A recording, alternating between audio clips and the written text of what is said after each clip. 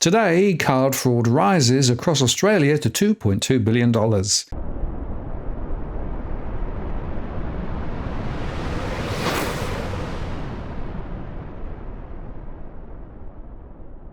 again, it's Martin North from Digital Finance Analytics, where I'm this post covering finance and property news.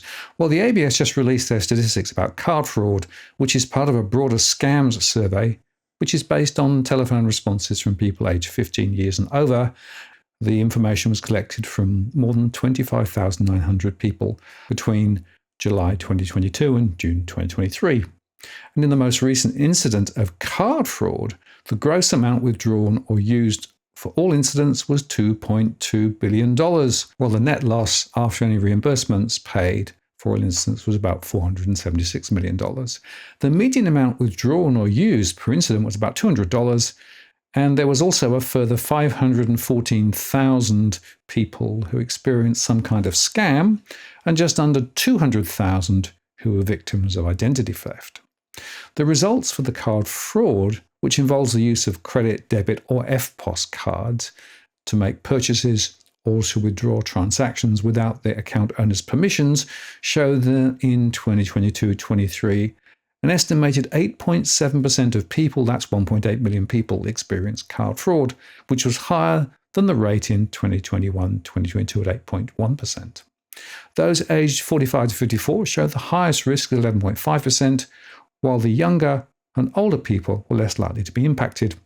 Those living in a capital city with higher incomes and education attainment, and also married, were the most likely to be impacted by card fraud, perhaps because these people were more likely to use cards and make more transactions. Specifically, the ABS said that persons who were married were more likely to be hit at 9.8% compared with a person who was not at 7.1%. They also showed that people living in a capital city were more likely to be hit at 9.1% compared with persons living outside the capital city at 7.7%. And people who have a non-school qualification like a certificate, diploma or degree were 10% more likely to be hit compared to 6.3%. And people living in households with the highest quintile of weekly household incomes were 11% more likely to be hit compared with 6.6 to 9.1% in other household income quintiles. Nearly all people who experienced card fraud in 2022-23 either notified or were notified by a bank or financial institution, 92%.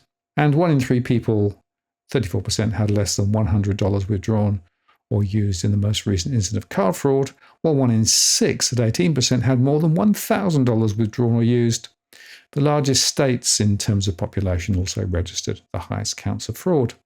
And the ACCC released its own 2023 report last week, noting that $82 million worth was the final amount lost in the last 3 months of 2023, although they did use a different methodology to estimate the losses than the ABS. Finally, it's worth noting that of those who experienced identity theft, 1 in 3, or 65,600, said the stolen personal information was used to obtain money from a bank account, superannuation or investments or shares. A further 14% said data was used to try to open accounts in their name, and a further 40% also said that fraud was used to try and apply for a loan, credit card, or to gain credit. The proliferation of digital world has opened the door for more scams, so we need to be careful with the information we share, the links we click, and monitor the statements to look at for fraudulent transactions later. This is another area where I think financial education needs to be enhanced in schools and beyond, as many people are too easily caught. It is important to be digitally smart, but maybe cash is safer and easier to manage. That's worth thinking about in the context of the current drive to remove cash altogether. I'm Martin North from Digital Finance Analytics. Many thanks for watching, and I'll see you again next time.